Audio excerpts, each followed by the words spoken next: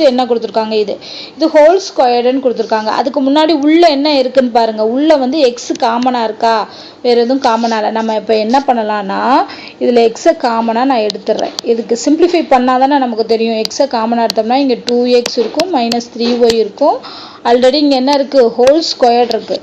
அப்படிங்கிறப்போ இங்கே என்ன வந்துடும், X squared 2x - 3y whole squared.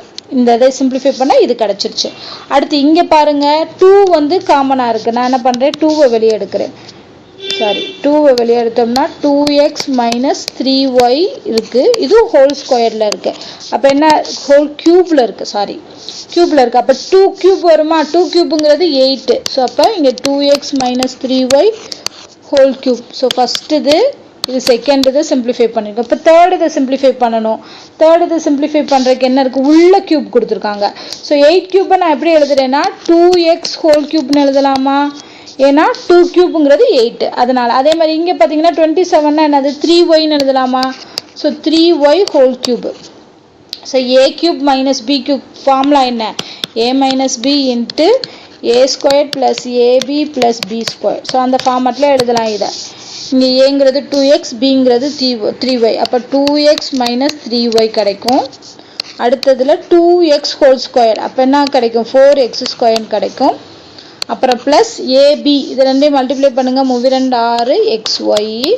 அப்புறம் 3y ஹோல் ஸ்கொயருங்கிறப்போ என்ன வரும், 3y ஹோல் ஸ்கொயருங்கிறப்போ 9y ஸ்கொயர் வரும். ஓகேவா. ஸோ அப்போ இது மூணாவது. இப்போ இந்த மூணுலையும் காமனாக என்ன இருக்குன்னு ஃபஸ்ட்டு பாருங்கள். 2x - 3y 2x - 3y 2x - 3y இது காமனாக இருக்குது. பட் பவர் தான் வேறு. நம்ம எப்போயுமே எல்சிஎம்க்கு ஹையஸ்ட் பவர் தான் எடுப்போம். அப்போ ஹையஸ்ட் பவரில் என்ன இருக்குது, க்யூப் இருக்குது. அப்போ கண்டிப்பாக என்ன வரணும், ஸ்கொயர் வரக்கூடிய ஆப்ஷன் வராது, க்யூப் வர ஆப்ஷன் தான் வரும்.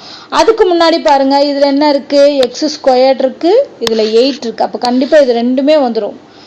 எக்ஸ் ஸ்கொயர்டும் வந்துடும், 8ம் வந்துடும். 8க்கு பதிலாக இங்கே 2 க்யூப்னு கொடுத்துருக்காங்க. ஸோ அப்போ 2x வர சான்ஸ் இல்லை. அப்போ இந்த ஆப்ஷன் தான் கரெக்டு. அப்போ 2 க்யூப் எக்ஸ் ஸ்கொயர்டு வந்துடுது, இது பவர் 3ல் வந்துடுது. மிச்சம் என்ன இருக்குது, இது மட்டும் இருக்குது, அது அப்படியே வந்துருச்சா. ஸோ அப்போ ஆப்ஷன் பி தான் கரெக்டு. ஸோ இது வந்து நம்ம கொஞ்சம் லென்த்தாக தான் போட வேண்டியது இருக்குது, வேறு வழி கிடையாது.